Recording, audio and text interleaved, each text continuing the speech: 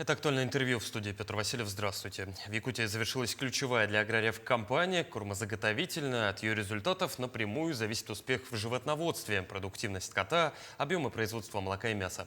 Как прошла заготовка кормов и как проходит уборочная страда, мы сегодня поговорим с нашим гостем в студии Артемом Александровым, министром сельского хозяйства и продовольственной политики Республики Саха-Якутия. Артем Александрович, здравствуйте. Добрый день. Ну что ж, я уже отметил, что кампания по кормозаготовке завершилась. Сейчас, я так понимаю, идет процесс уборки. Какие цифры к концу сентября? Процесс кормозаготовки она завершилась практически в центральных заречных и Вилюйской зоне районов, но в северных арктических районах под снегом сегодня идет кормозаготовки еще, потому что там есть ряд проблемных районов. План текущего года составлял 434 тонны добыть грубых кормов. Сегодня параметры выполнения в процентном соотношении составляют порядка 94%. Это неплохой показатель.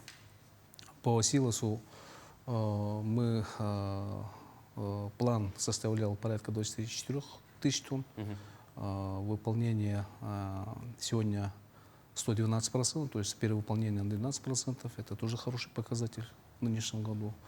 Сенаж мы 13,5 тысяч тонн примерно.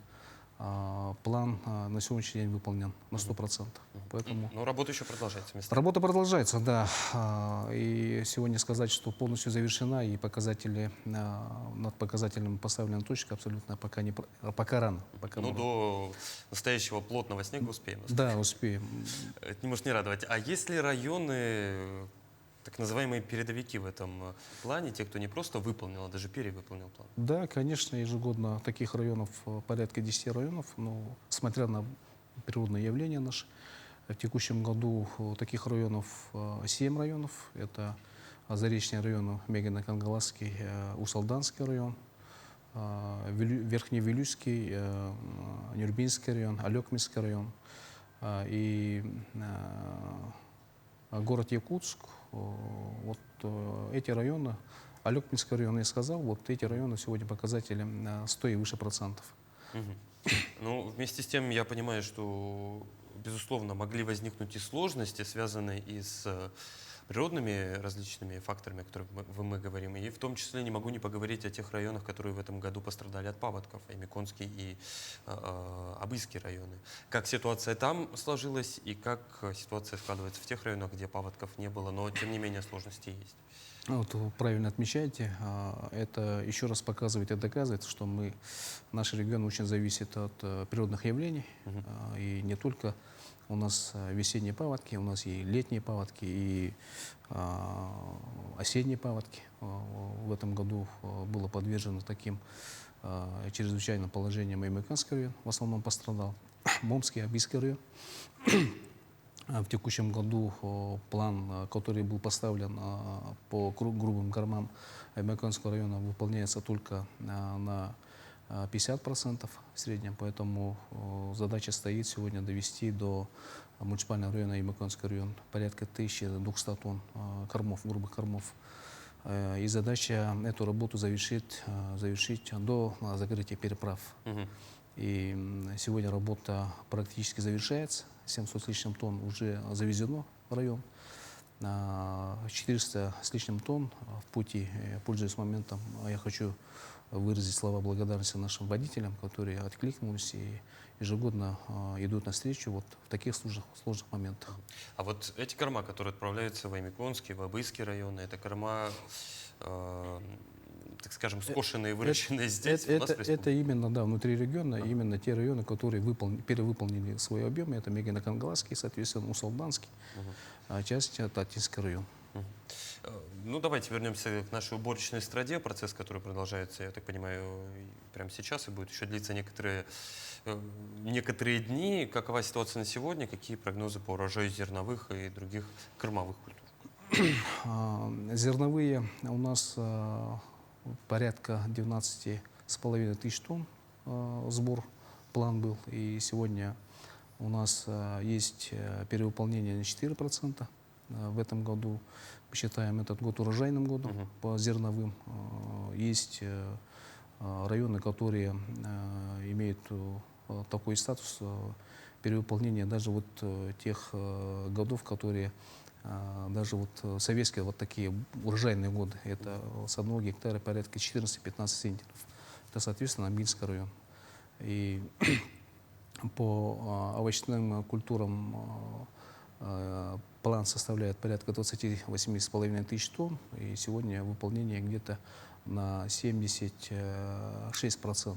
Ну, а сбор еще идет, и работа ведется, пока мы считаем, что этот сезон мы выполним тот объем, который планирован. А по картофелю запланировано в этом году 74,5 тысяч тонн, и сегодня план выполнен на 87%. Сбор тоже идет. Мы думаем, что на 100% мы выйдем. Ну, опять же, давайте тогда поговорим и про лидеров сельскохозяйственного сезона, где больше всего вырастили и собирают, соответственно. Ну, соответственно, это наш лидер по зерновым и кормовым культурам. Это Амгинский район. Вы знаете, что практически 60% посевных площадей и по зерну, и по кормовым направлениям это Амгинский район. Поэтому я вот не зря говорю, что из 1 гектара зерновых сегодня получено там порядка 14-15 центнеров культур, кормовых и зерновых культур. Это очень хороший показатель. И Алекминский район тоже хороший показатель дает. Соответственно, по овощным культурам лидер – это город Якутск. Вот, по картофелю и по овощным культурам открытого и закрытого грунта. Ну, к слову о днях текущих, давайте перенесемся с полей уже на выставочный павильон нашей республики. Выставка-ярмарка продовольствия в эти дни собирает большое число посетителей на Комсомольской площади. Расскажите о значении этого события для всей отрасли. Но в этом году мы проводим уже 26-й раз. Вы знаете, что открытие самого вот комплекса рынка Сайсара было в 1995 году, и через 4 года, на 4-й год, вернее, в 1999 году был первый, именно такой открытие первого ярмарочного мероприятия. С тех пор прошло уже 26 лет. И именно конкретно вот этот день, традиционный день, можно сказать, который мы проводим ежегодно, она акцентирована именно на самих сельхозтоваропроизводителей, то есть это выручка. И второе, это однозначно для жителей нашей республики и города Якутск. И благодаря вот этому мероприятию сегодня мы ежегодно проводим разные мероприятия, не только там круглые столы и так далее, но и стратегические сессии, где обсуждаем вот именно проблемные моменты, новые идеи и так далее. И вот это и есть возможность площадки, где можно найти партнеров по сбыту новых идей и так далее. Поэтому это на самом деле возможность. Пользуясь моментом, хочу передать слова благодарности всем нашим сельхозтоваропроизводителям, которые дают вот возможность нашим горожанам запастись самыми свежими продуктами по такой хорошей цене. Ну вот, к слову, о ценах вы сами подвели, Артем Александрович. Я был на ярмарке, я знакомился с ассортиментом, с ценами на продукцию. Ну, вот возьмем условный пример. Значит, в магазине, в розничной сети популярных супермаркетов кусок говядины, не знаю чего происхождения, 400-500 рублей. На ярмарке 900, 1300 и местами выше. Какой резон мне? Ну, я понимаю, что, возможно, разброс цен в 500 рублей, 600 рублей не столь существенный, но в целом какой резон за такие деньги? Вот сами подтверждаете свой вопрос. Вот в магазине, где в некоторых магазинах ну, завозная продукция, которая вот мясо произведенное не знаю где, но сегодня вот площадка, которая нам представляет ярмарку текущего года и прошлых лет, она дает возможность все-таки из уст самих производителей покупать свежие, местную продукцию, которая не требует абсолютно рекламы. Все знают, что производимая продукция нашим сельхозтоваропроизводителям, она всегда свежая, но вы знаете, что свежая продукция, она быстро портится, потому что она свежая, натуральная продукция. Поэтому вот то, что вы говорите, ценообразование, Сегодня ценообразование производителей сельхозтоваров регулируется самими сельхозтоваропроизводителями. И цена, которая сегодня действует на рынке республики, территории, она приемлемая. Ну, в завершении темы говядина и за 500 рублей за 1300 остается говядиной все равно. В любом случае, не было ли диалогов с предпринимателями о том, что ну, не завышайте цены даже с расчетом на то, что это местное, свежее, быстро портится, всегда здесь сейчас?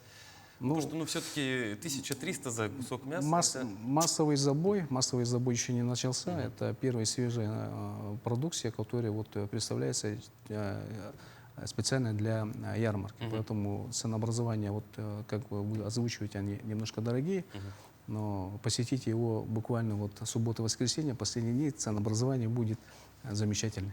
Ну, что называется, кто ищет, тот всегда найдет. Еще в заключение немножко о аграриях поговорим. Я понимаю, что ярмарка год от года должна чем-то удивлять посетителей. Что уникального представлено в этом году на откуп гостям участникам? Ну, не буду бегать вперед, потому что буквально вот эти дни у нас идет работа комиссии, которая будет определять номинации. В той номинации есть новый продукт, который вот и определит, буквально на эти выходные мы определим, именно какие наименования новой продукции вышло в этом году.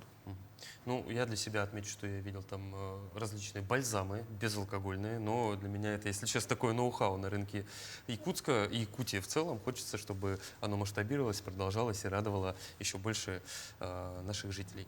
Артем Александрович, я благодарю вас за интересную беседу. Уверен, что впереди будет еще много замечательных событий для агрария. Впереди интересный сезон. Ну что ж, я думаю, в него мы зайдем в полной боевой готовности. Спасибо, что пришли к нам в студию, ответили на наши вопросы. Это было актуальное интервью. До встречи.